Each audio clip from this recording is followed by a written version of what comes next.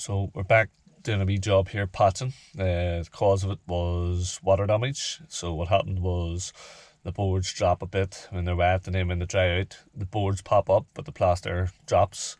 But I think on this one, the guy was rolling, and all the plaster dropped after he rolled. So we're gonna revisit the patching jobs here. Again, I'll just go through what I'm doing, why I'm doing it, and the finish that I'm trying to achieve.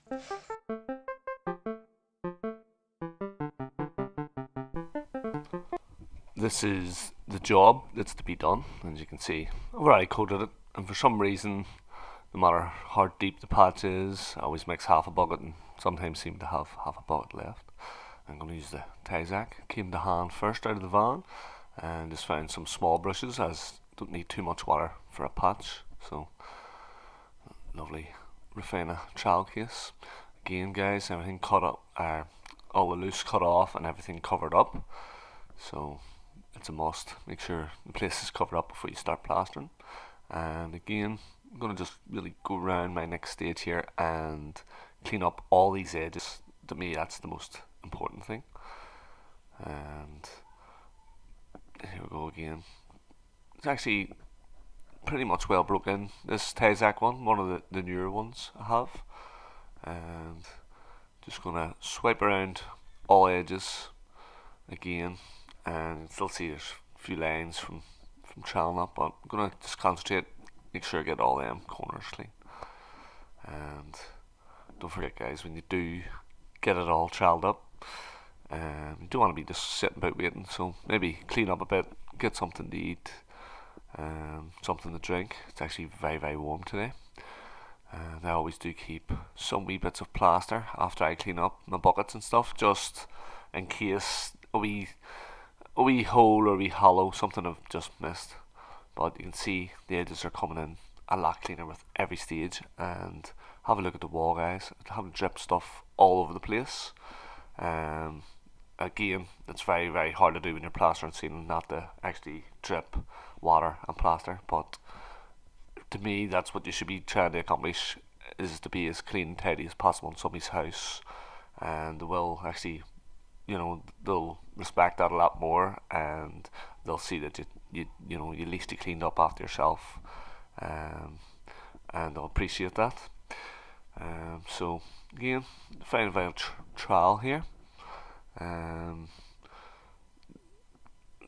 Just let the moisture leave the plaster before you hit it. And again, I'll just clean the edges, as the edges, they're the joints.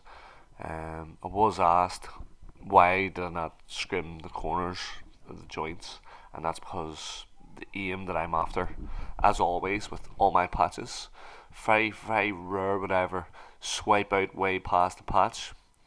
To me, if you're going to do that, you may as well just do the whole ceiling, fill out the patch with bonding, and then just re-skim the whole ceiling.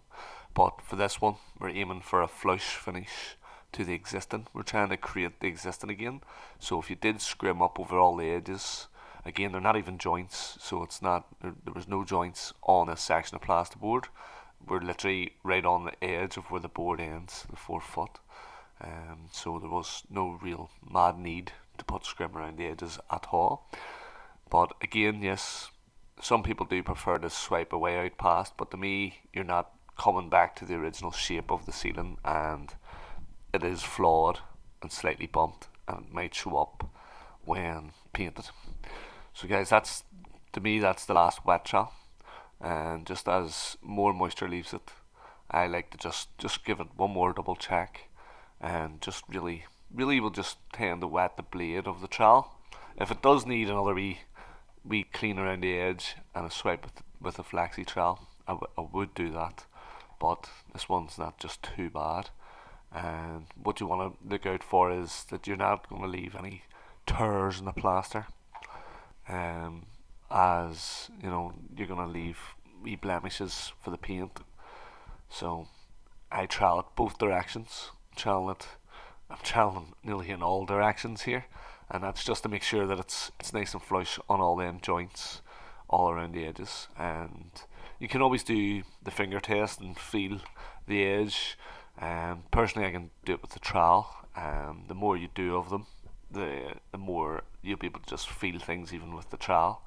And again, always talking about the finger tests of seeing how much moisture is in the plaster on each stage.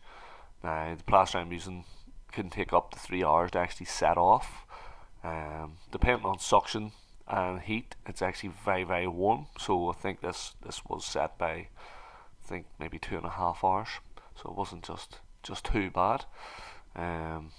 Was up some steps, so it was very, very warm for me walking up and down. But sometimes that can play into your advantage, the background and the temperature. But don't forget to wash up your tools, guys, and I'll see you on the next one. 1, 2, 3.